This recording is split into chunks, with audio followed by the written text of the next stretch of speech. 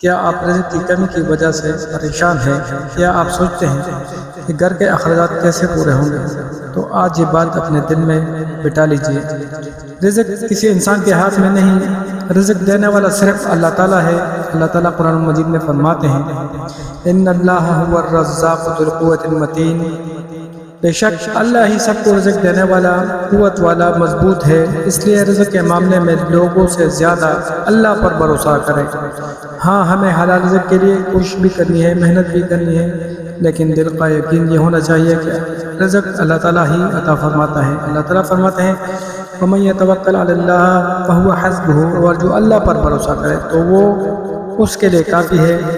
اگر آج کاروبار میں پریشانی ہے، روزگار نہیں مل رہا، آمدنی کم ہے یا مالی مشکلات میں گر رکھا ہے تو مایوس نہ ہو، اللہ سے دعا کرتے رہیے، حلال کی کوشش کرتے رہیے اور اللہ پر یقین رکھیں۔ رسول اللہ صلی اللہ علیہ وسلم فجر کی نماز کے بعد یہ دعا پڑھا کرتے تھے اللہم انی اسألک رزقا طیبا وعملا نافعا وعملا متقبلا،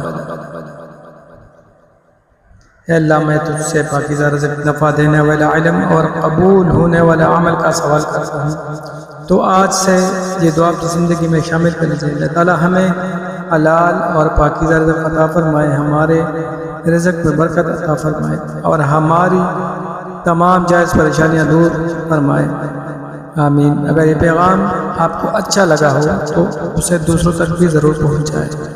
اللہ حافظ۔